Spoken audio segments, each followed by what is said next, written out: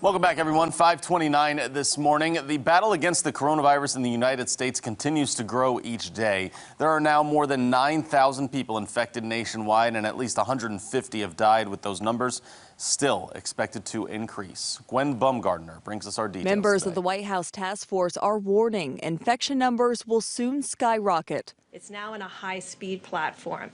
So we will see the number of people diagnosed dramatically increase over the next 4 to 5 days. An increase in testing will lead to higher numbers, though some state officials, like Oklahoma Governor Kevin Stitt, say they still need help. We are critically low on our test kits. The state is going to have to reserve, until further notice, tests for only vulnerable populations. Those who are experiencing severe symptoms. Yesterday, President Trump signed an emergency relief bill that includes free coronavirus testing, paid sick days, and family leave. We're going to defeat the invisible enemy. Lawmakers are also working on a $1 trillion rescue package that can't come soon enough for the thousands that already lost their job. The minute you hear the word that you're getting laid off, you really got to rethink your life at that point. The leading labor union says nearly 300,000 hotel, restaurant, and casino workers will lose their paychecks in the coming days. Perhaps the one bit of positive news: for the first time since the coronavirus pandemic started late last year, China reported no new local cases at the epicenter in Wuhan. Gwen Baumgartner, CBS News. The Navy has begun deployment of 2 hospital ships to make up for a shortage of hospital beds, one to California and another to New York. But Pentagon officials are warning that the New York ship needs a few weeks of maintenance first. Still ahead for you, there is a major medical shortage of supplies here in the States. We'll show you how one hospital is taking things into its own hands. Stay with us.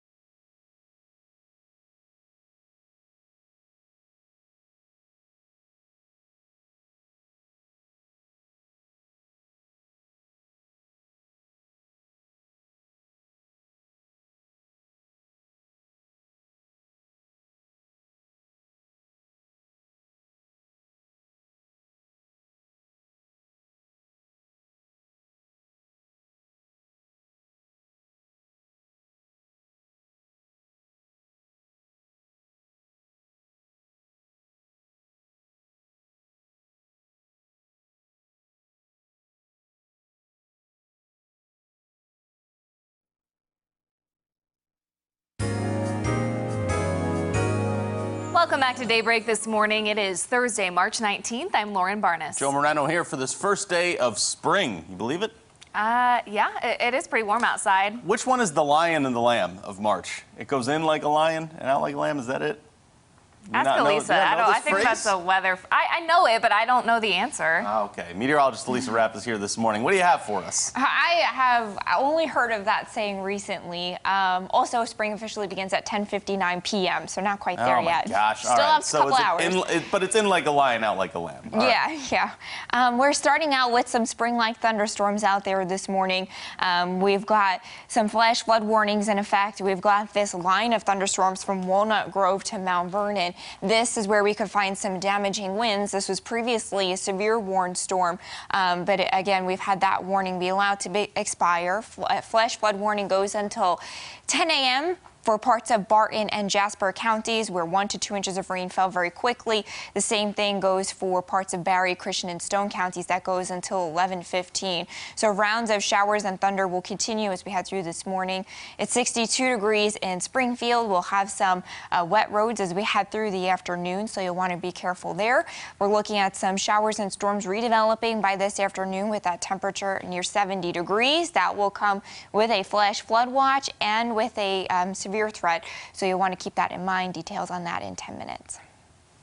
Going around the Ozarks for you now, Springfield's mayor has ordered all dine-in bars and restaurants to stop allowing patrons to sit in. Yet in Branson, most of those spots remain open. In emergency situations, Mayor Ed Akers must meet with the Board of Aldermen, and an ordinance must be passed before any action can be taken. Akers issued an emergency proclamation Tuesday, so the city manager must respond quickly. But the proclamation says it will have no effects on business operations for now. The mayor says he's taking every precaution that he can. It's a unique situation. We have a lot of people coming here thinking that we should be open, that they want us to be open. They've not heard of any report of a virus here, and that's true, but we know it's coming. We know it's going to happen. And so we're trying to prepare for it as rapidly as we can. And I think what we're doing is responsible based on our form of government. The regularly scheduled meeting of the Board of Aldermen will now be tonight at 6 so that officials can talk about a plan for COVID-19. In your news around America, a Washington State soccer field will house tents to treat coronavirus patients. Patients will include people that have been exposed to or at risk of exposure or becoming ill from COVID-19.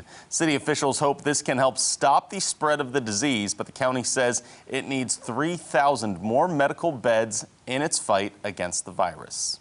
And medical workers near Seattle are taking a do-it-yourself approach to address the shortage of face masks. Since standard masks are in short supply, Providence Health System started making their own. Officials say workers patched together face shields using marine-grade vinyl, industrial tape, foam, and elastic. All the supplies came from a Home Depot and a local craft store.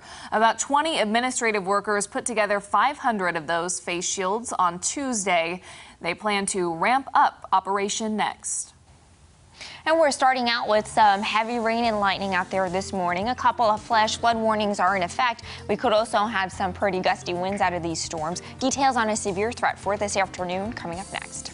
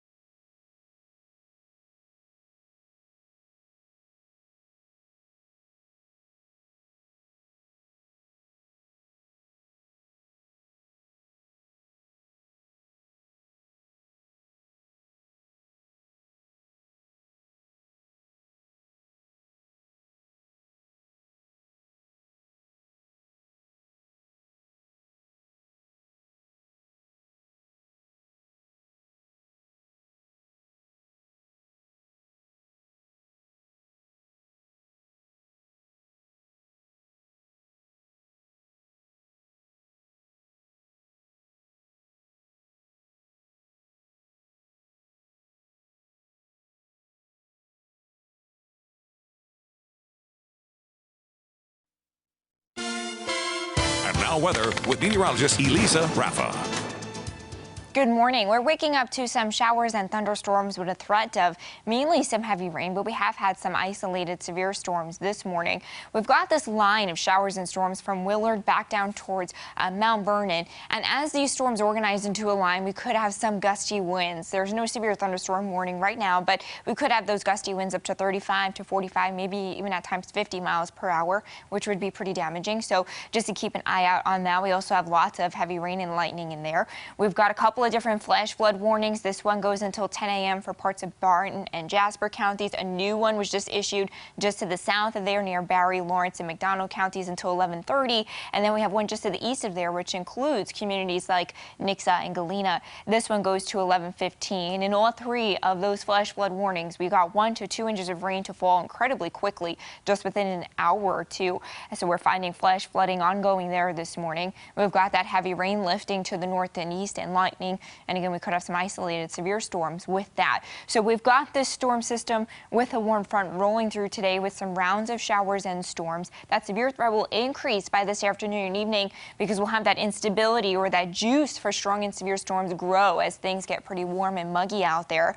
Also, as we've seen so far this morning, the atmosphere is soaked. So we're looking at 1 to 2 inch per hour rain rates. That's leading to a flash flood watch that goes until 7 o'clock tonight for most of southern Missouri and northern Arkansas. So we have this bigger round, more widespread round of showers and thunderstorms rolling in this morning.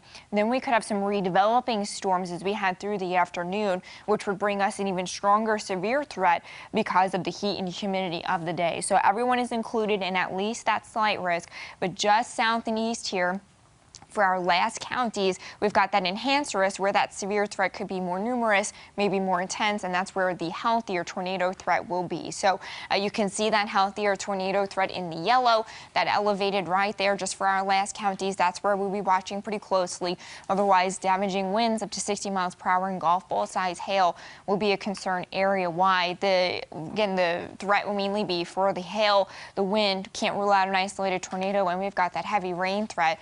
The timing of the afternoon concern will be from about 2 to maybe 9 o'clock. We're looking at a late afternoon and early evening threat here. So the storms that we've got now will work on clearing by midday. We'll have some showers and storms redeveloping, especially south and east, by later on this afternoon and evening. That's where we'll have that additional severe threat. By tonight, temperatures will turn much cooler in the 40s. Will be much cooler by tomorrow afternoon as well. So again, expect the heavy rain and gusty winds and lightning this morning.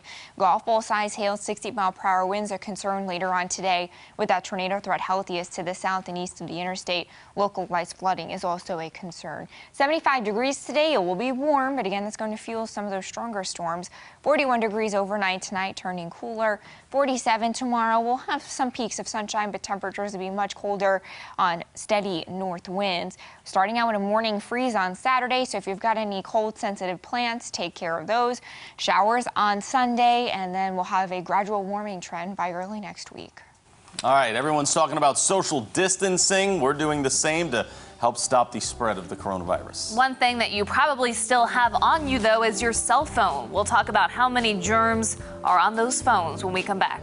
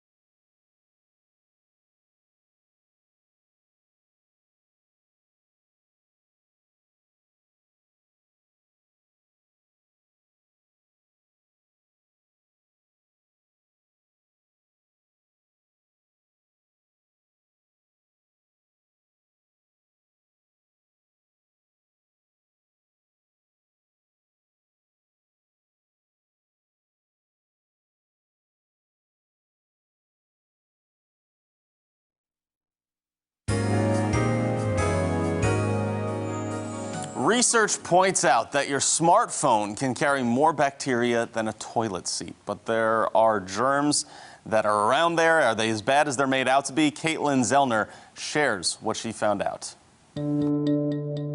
It's the one item that likely never leaves your side. It goes into the bathroom with you. You use it in the kitchen. It often touches your face, your desk, and well, just about any other surface within arm's reach. It's your smartphone. Phones are typically filled with bacterial cells. But it's not all bad. Most of those bacterial cells come from our skin, come from us. Dr. Al is a microbiology professor at the University of Arkansas. He did a demonstration to showcase the bacteria on our phones. This is just touching one of these colonies. You're looking at what we found, and these are mostly non-disease causing bacteria. This is normal to expect from any cell phone. If we were to take any sample from any cell phone, it will look like this, sometimes even worse. But all these, again, shouldn't be scared from most of these germs because they are our own germs. But if you are coughing into your phone, viruses can be transferred to others. In fact, the Centers for Disease Control and Prevention estimates 80% of all infections are transmitted by hands. And our smartphones have basically become an extension of that. If I take this glove off and if I have bad germs on my skin, I can put my hand here and then the bacteria will be here on the table. Or I know that my hand is clean, and then if I put my hand here, then I'm picking the germs from this countertop. So it could be both ways. So what's the solution? And if you know that you're doing the usual hygiene, making sure that you're not touching places that may have germs, especially nowadays, avoid shaking people's hands. Cleaning your phone regularly with alcohol wipes is also a great way to prevent the spread of germs. All right, coming up next, your entertainment news. Reno 911 fans can get excited. Plus, Netflix cancels its comedy show. We'll have those details from Netflix when we come back.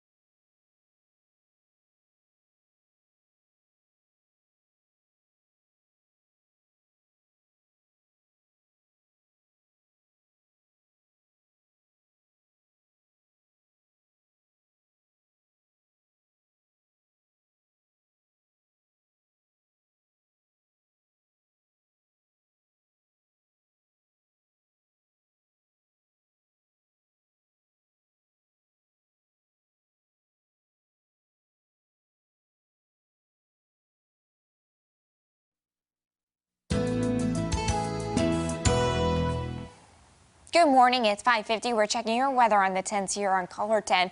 We've got lots of showers and storms on the radar this morning that have been producing some heavy rain. We've got a line of showers and storms stretching from just to the north of Willard back down towards Mount Vernon. And with these storms organized into a line, we could have some gusty winds on the front side of them. No severe thunderstorm warnings in effect right now, but that is on its way into Springfield. We do have a flash flood warning that goes until 10 a.m. for parts of Barton and Jasper counties, until 11:30 a.m. for Barry, Lawrence, McDonald, and Newton, including Monette, and then another one just to the east of there from Nixa back down towards Cassville. This one goes into 11:15. In all three of these flash flood warnings, we've had about 1 to 2 inches of rain come down very quickly, just within an hour or two. So flash flooding is occurring, and that's going to be our biggest, most widespread threat as we head through this morning with this round of showers and storms. Temperatures are warm and muggy. It is 61 degrees in Springfield right now. Going for highs in the low to middle 70s again, and that will fuel some severe storms by later on this afternoon and evening. Flash flood watches continue until 7. We also have that severe threat as we head through the afternoon, especially healthy to the south and east, where you see that orange enhanced risk. We're looking at a threat of isolated tornadoes, especially healthy to the south and east of the interstate, golf ball size hail, and 60-mile-per-hour winds. Time frame of this would be afternoon and evening, so maybe after 2 o'clock, wrapping up hopefully around 9. So this will be that window for us as we head through the afternoon. The batch that we have now continues north and east through midday. Temperatures warm up. That's going to lead to showers and storms firing up, especially again to the south and east. Then we're looking at much cooler temperatures tonight and into tomorrow. We'll have those highs in the 40s. Again, just stay weather aware today. Make sure you've got that Color 10 weather app. Lauren? All right, thanks, Elisa. More than a decade after it ended, comedy series Reno 911 gets some new life, and actress Amy Adams is reading for a good cause. Nichelle Medina has today's Eye on Entertainment. The Reno 911 squad is back on the beat, this time on Quibi. In the new trailer, original cast members like Niecy Nash are back with the Reno Sheriff's Department. Quibi launches on April 6th. Netflix will not be bringing the laughs with its Netflix Is a Joke Fest. The comedy showcase in Los Angeles, which was set for April, has been postponed due to the coronavirus. David Letterman, Lily Tomlin, and Kevin Hart were scheduled to appear. No word on a new date. Singer Kelsey Ballerini is releasing new music. The 26-year-old reveals her third studio album is her most vulnerable work yet. This one is called Kelsey because I feel like it's the album that is super self-aware and super open in a different way than I've been before. Ballerini has announced to fans that she won't be making public appearances in support of the new album because of the coronavirus. Kelsey drops this Friday. There once was a beautiful kingdom called Golia. Amy Adams joins Instagram for a good cause. The actress read The Dinosaur Princess, a story by her daughter. Adams and actress Jennifer Garner have started the Save the Stories campaign for kids stuck at home. Together with Save the Children and No Kid Hungry, a new fund will help make sure families can find meals while schools are closed. That's your Eye on Entertainment. Nichelle Medina, CBS News, Los Angeles. All right, we are wrapping up the first hour of Daybreak when we come back.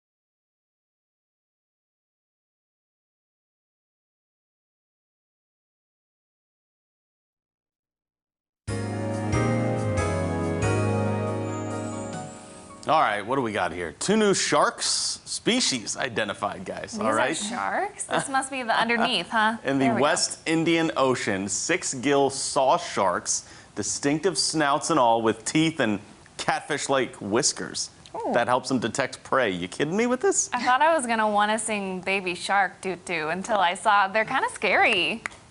Oh, man. What do you guys think? You said these are new? They just found them? New species right there. Well, I will say I heard on the radio, apparently Lady Gaga had a fish named after her last week. In the mid, like a species? Yes. Okay. We gotta find out what that fish looks like. They got to name these as well. Stay with us, everyone. More Daybreak in a few minutes.